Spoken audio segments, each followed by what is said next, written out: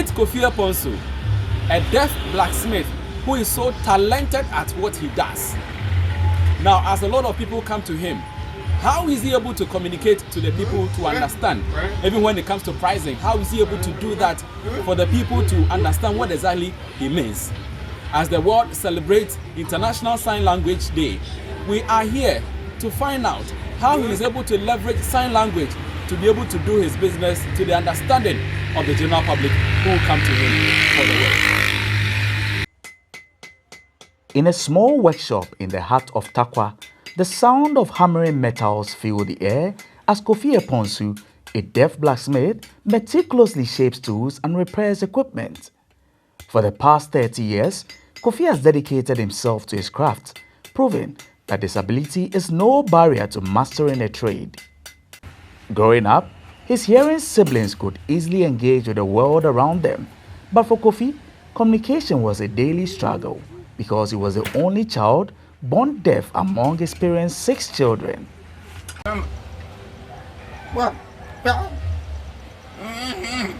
So our firstborn was actually a hearing. He was a male, and then same to the second person. And then the third born was also a hearing. The fourth born being a girl was also a hearing. And then the fifth, the same thing, a girl and a hearing. But I was the only one born deaf.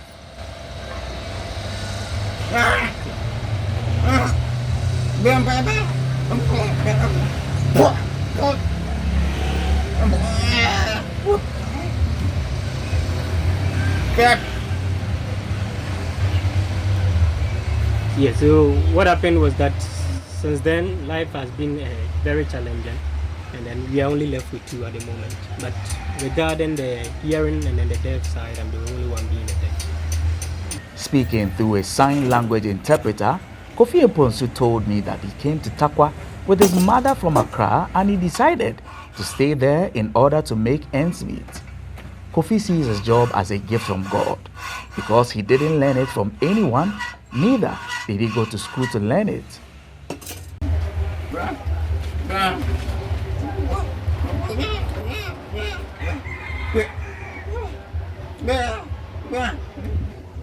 So I'm actually an illiterate, and that I learned this profession myself. Due to my illiteracy, I was thinking about what to do, especially on the issue of employment.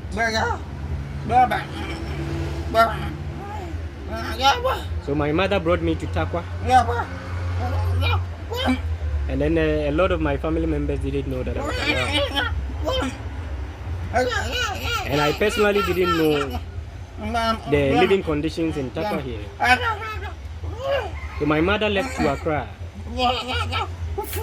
and then bought new tools back to Takwa. And then I started mounting the structure. And I continuously prayed to God. And then gradually,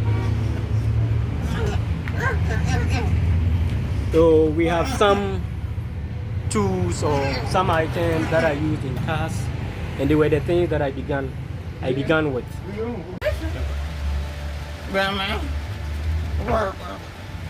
So I actually learned this profession myself. It has always been my dream. And then even sometimes I dream about repairing of tools. And that I became consistent and I concentrated on it. So actually learning of this profession was done by myself. Sometimes tools that are spoiled, I welcome people to bring them on board. And as a result, I tried perfecting myself with that. However, his journey has not been without its challenges, especially when it comes to communicating with his clients. While he quickly learned the art of blacksmithing, interactions with clients became a persistent challenge. Despite his remarkable skills, Kofi's clients' inability to understand the sign language, which is the language he understands, often forces him to rely on others for assistance.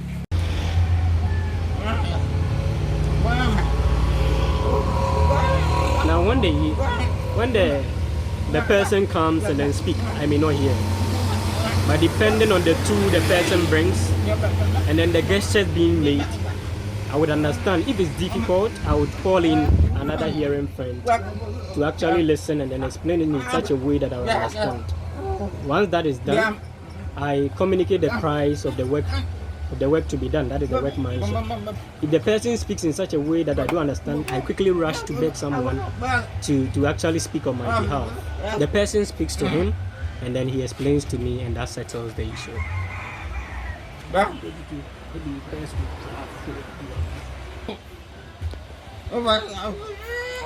I actually have 2 hearing people that normally assist me.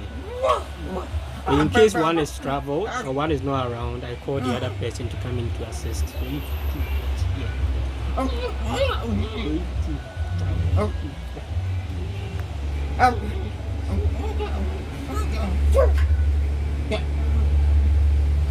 It actually becomes challenging. For instance, if I don't have any other person, these 2 people not available, I will have to rely on another person who is around that I can explain things such that I will understand.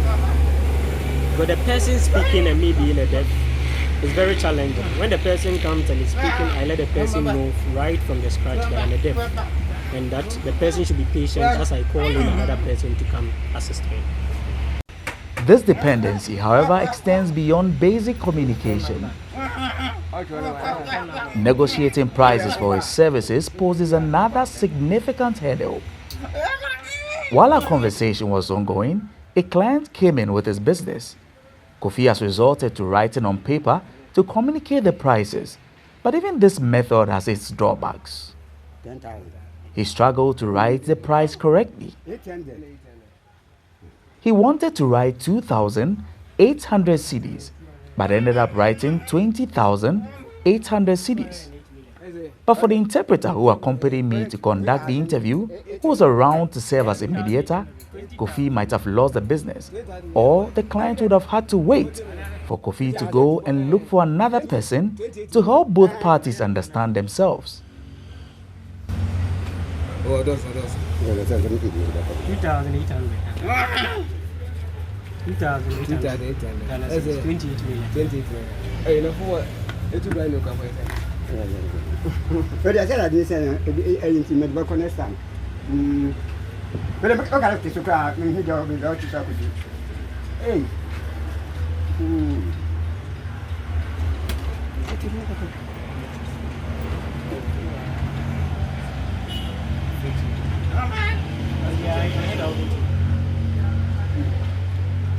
that's not going on. I'm moving Jamaica. Jamaica.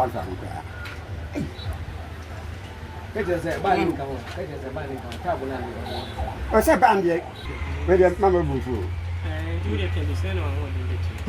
Mata.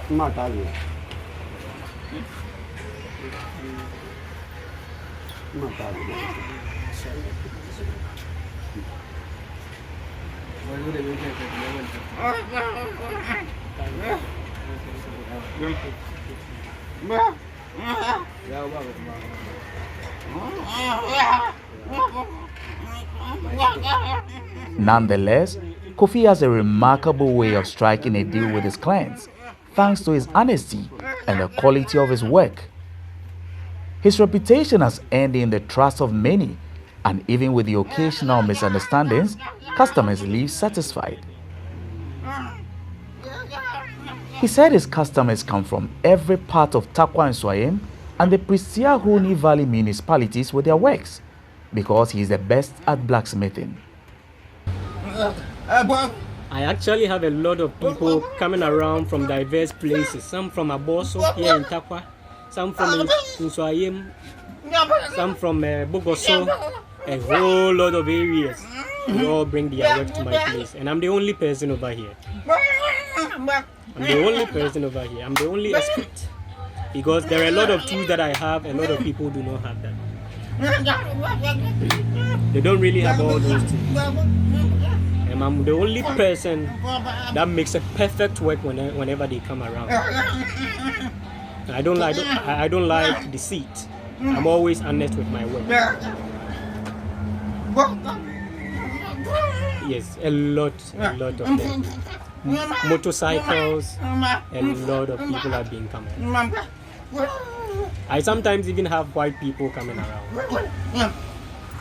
Yeah, and then they even sometimes come to video whichever work that I'm doing. They video everything. Sometimes they even gift me, and they gift me millions. According to him, the place he is operating from does not belong to him. Due to this, he is unable to develop the place to befit the work he does. He is therefore appealing to the general public to support him acquire land on which he can build the kind of structure he wants.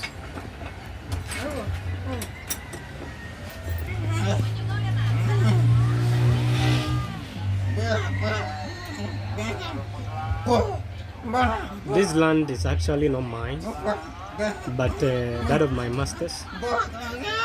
And it's my aim and my goal to actually own my own land in order to build a project or start this project such that it will actually showcase the work that I'm doing over here.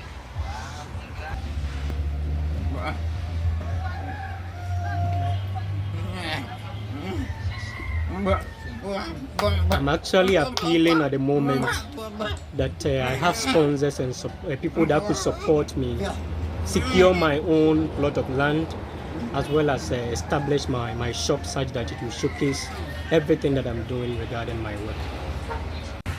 But for Kofi, the challenges he faces every day go beyond his workshop. He believes that his solution lies in the broader community learning sign language, emphasizing the need for inclusivity.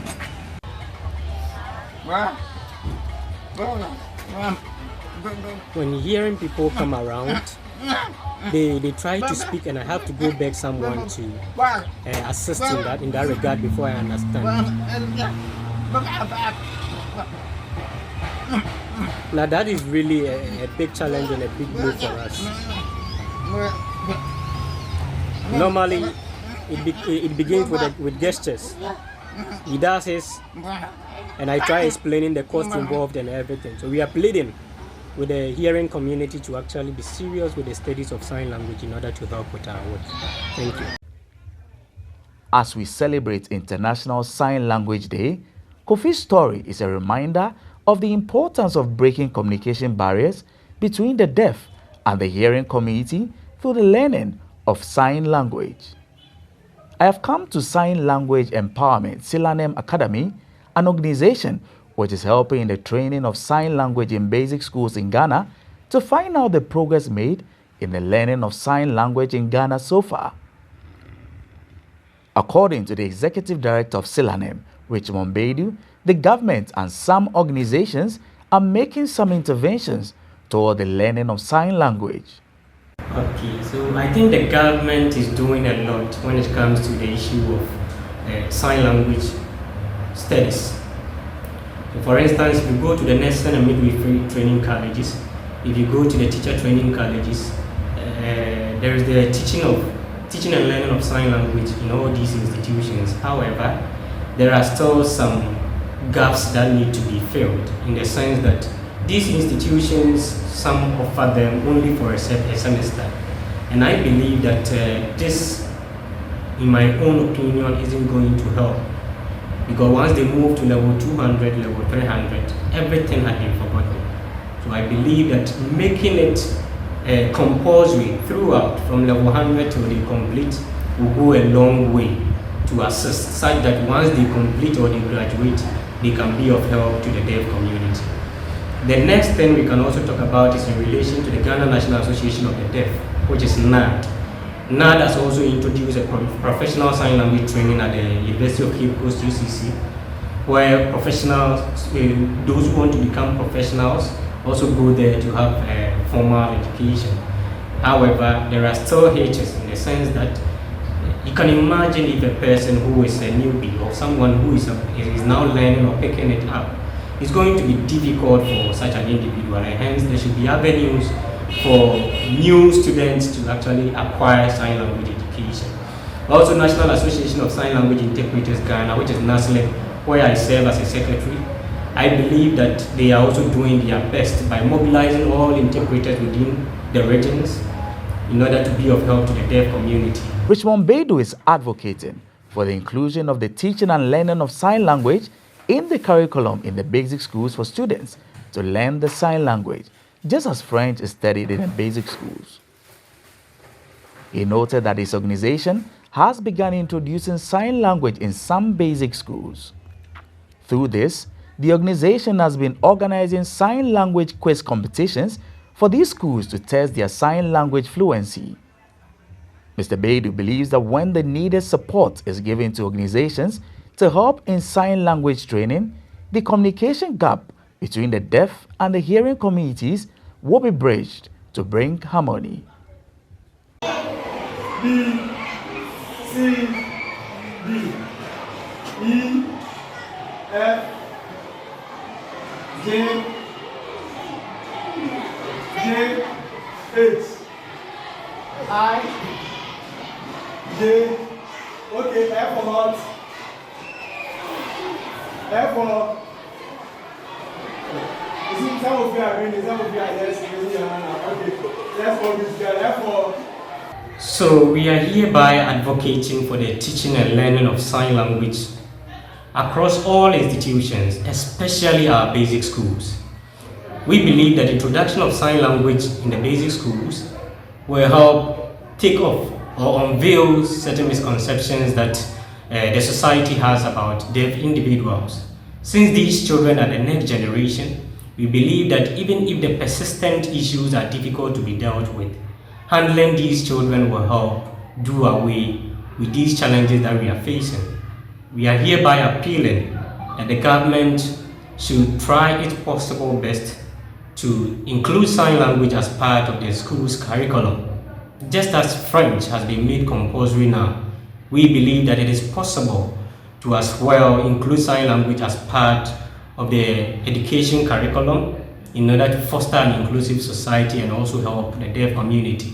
Therefore, in our own small way, that is my organization, Selanem, that is Sign Language Empowerment, we have introduced a pragmatic adventure by introducing sign language into basic schools in Ghana. We are specifically located in Takkwa, but annually we organize a sign language quiz competition by including all basic schools across the country, bringing them on board in order to also assist in the advocacy campaign. We are hereby pleading that the government should extend a supporting hand in the teaching and learning of sign language in the basic schools and across all institutions as well.